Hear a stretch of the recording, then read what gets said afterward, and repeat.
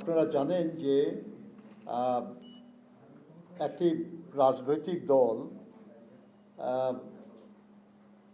বিভিন্ন স্থানে, শুধু ঢাকা মহানগরীতে নয়, অন্যান্য মহানগর এবং বিভিন্ন নির্বাচনী এলাকায় তারা বিভিন্ন, বিশেষ করে দরিদ্র ভোটার যারা, বিশেষ করে একটু কম শিক্ষিত ভোটার যারা, তাদের বাড়ি বাড়ি গিয়ে এনআইডি কার্ডের ফটোকপি, ফোন নাম্বার এবং বিকাশ নাম্বার সংগ্রহ করছে। এটা কখনো হয় নাই আগে। আমরা বহু নির্বাচনে অংশ নিয়েছি, কিন্তু কখনো এটা আমরা দেখি নাই।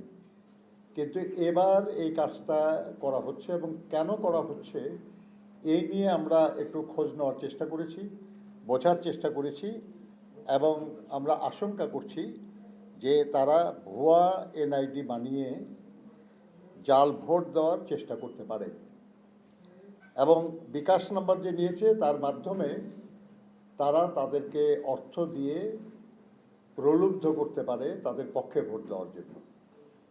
এটা শুধু অনৈতিক না, বেআইনি, এবং সুষ্ঠু নির্বাচন অনুষ্ঠানে এটা একটা প্রতিবন্ধকতা। আমরা বিস্ময়ের সাথে লক্ষ্য করছি যে এই বিষয়টা আপনার সোশ্যাল মিডিয়ায় এবং আপনার ট্রেডিশনাল মিডিয়ায় এগুলেন প্রকাশ হয়েছে, প্রচার হয়েছে, কিন্তু নির্বাচন কমিশন এ ব্যাপারে কোনো ব্যবস্থা গ্রহণ করে নাই। আমরা গতকাল প্রধান নির্বাচন কমিশনার এবং অন্যান্য নির্বাচন কমিশনারদের সঙ্গে কথা বলেছি। সেখানে আমরা এই বিষয়ে আমাদের উদ্বেগের কথা জানিয়েছি, কিন্তু এখনও কি ব্যবস্থা নেওয়া হয়েছে আমরা জানি না। আমরা মনে করি যে এই অনৈতিক, বেআইনি এবং সুষ্ঠু নির্বাচনের পথে প্রতিবন্ধকতা সৃষ্টিকারী কার্যক্রম সম্পর্কে তারা দ্রুত কার্যকর ব্যবস্থা নেবেন, এবং যাতে করে এই ধরনের অপরাধ সংগঠিত হতে না পারে সেটা বাধা সৃষ্টি করবেন, এবং তারপরেও কেউ করলে তার বিরুদ্ধে আইনানুগ ব্যবস্থা গ্রহণ করবেন। আমরা এটা তাদেরকে জানিয়েছি, এবং আমরা আপনাদের মাধ্যমে আমরা পুনরায় এটা উল্লেখ করতে যাচ্ছি। প্রিয় বন্ধুগণ, আপনারা জানেন যে আমাদের দেশে এইবার পোস্টাল ব্যালটে অনেক ভোট দেওয়ার একটা পরিস্থিতি হয়েছে। আমরা প্রবাসীদের ভোটের অধিকার নিশ্চিত করার লক্ষ্যে, এটা আমাদেরই দাবি ছিল, সবার আগে আমাদের দাবি ছিল এটা বিএনপির, যে আমরা প্রবাসীদের ভোটের অধিকার চাই। সেটা আমরা বলেছি সরকারের কাছে, এবং শেষ পর্যন্ত নির্বাচন কমিশন এটাতে এগ্রি করেছে। কিভাবে এটা করা যায় এই নিয়ে অনেক আলোচনার পর স্থির হয়েছে যে পোস্টাল ব্যালটের মাধ্যমে এই সুযোগটা নিশ্চিত করা হোক। আপনারা জানেন যে আমাদের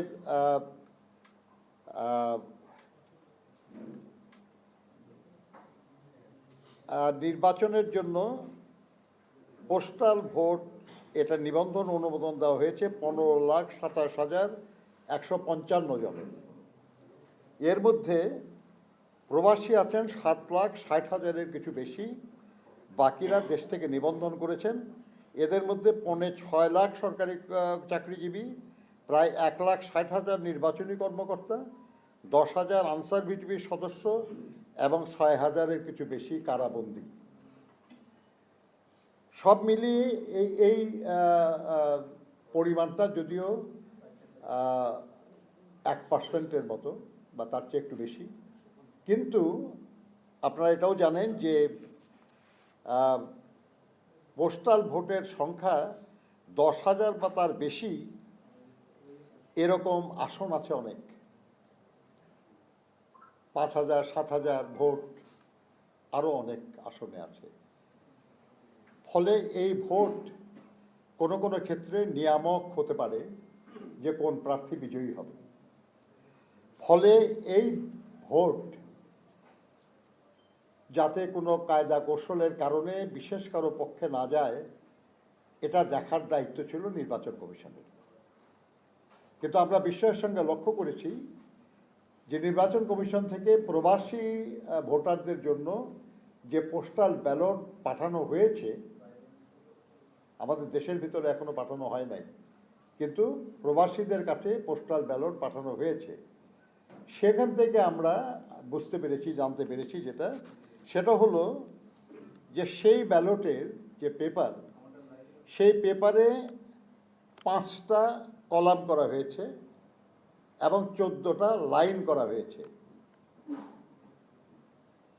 নির্বাচনের বিষয়ে যে আইন আরপিও, সেখানে শুধুই এটা বলা হয়েছে যে জাতীয় সংসদ নির্বাচনে যে প্রতীকগুলির ব্যবহারের অনুমতি দেওয়া হয়েছে, এই সবগুলির প্রতীক পোস্টাল ব্যালটে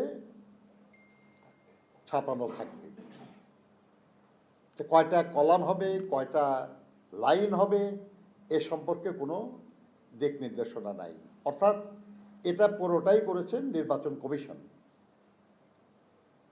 আমরা যখন নির্বাচন কমিশনকে বলেছি যে আপনারা এমনভাবে এই ব্যালট পেপারটা ছাপিয়েছেন যে তার প্রথম লাইনে দাড়িপাল্লা আছে, সাতলা কলি আছে এবং হাত পাখা আছে,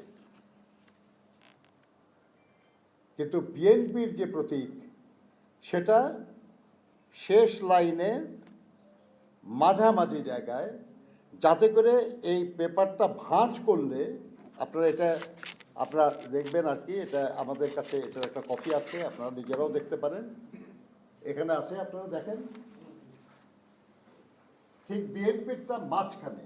যদি এটা ভাঁজ করেন তাহলে এটা পড়ে যাবে ঠিক মাঝখানে,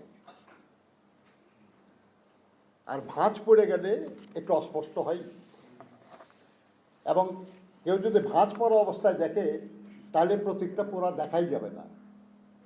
ধানের শীষের উপরের অংশ দেখা যাবে এক পাশে, নিচের অংশ দেখা যাবে আরেক পাশে।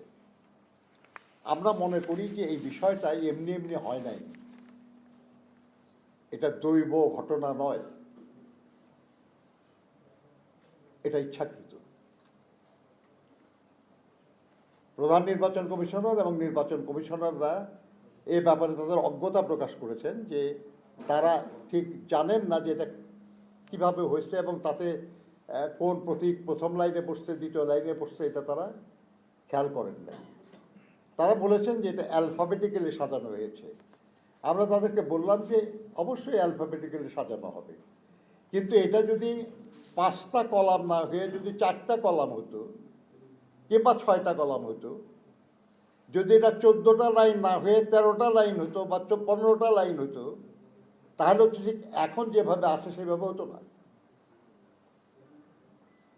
কিন্তু এক্স্যাক্টলি 5টা কলাম এবং 14টা লাইন করে 3টি বিশেষ রাজনৈতিক দলকে প্রথম লাইনে দেওয়ার উদ্দেশ্যটা কি? এটা এমনি এমনি হয় নাই। আমরা মনে করি যারাই এর পেছনে থাকুক, যারাই এই ঘটনার জন্য দায়ী থাকুক, আমরা তাদের বলেছি যে আপনারা তাদের ব্যাপারে খোঁজ খবর নেন যে কারা এই কাজটা করেছে। আর আপনারা জানেন যে এই ব্যাপারে অনেক রিসার্চ আছে সারা দুনিয়ায়, এবং সেখানে বলা হয়েছে যে শুধু প্রতীকের অবস্থানের কারণে 1 থেকে 10% ভোটের এদিক ওদিক হতে পারে। আমরা তাদেরকে বলেছি যে আপনারা দেশের ভেতরে এখনো বিলি হয় নাই এবং যথেষ্ট সময়ও আছে হাতে, এবং ভোটার মানে যে ব্যালট পেপার পুনরায় ছাপানোর বহু দৃষ্টান্ত আছে আমাদের দেশে। কাজেই এটা আপনাদের সংশোধন করা উচিত এবং দরকার হলে আপনারা পুনরায় ছাপায় এটা বিলি করবেন। সময় আছে, এ ব্যাপারে যথেষ্ট সময় আছে। তো আমরা আপনাদেরকে অনুরোধ করব যে আপনারা একটু নিজেরাও যদি দেখেন আর কি, আপনারা বুঝবেন যে বিষয়টা খুব স্পষ্টতই উদ্দেশ্যমূলক। আমরা এটাকে খুবই অন্যায় এবং অনৈতিক মনে করি। আমরা মনে করি যে এটা দ্রুত সংশোধন হওয়া প্রয়োজন।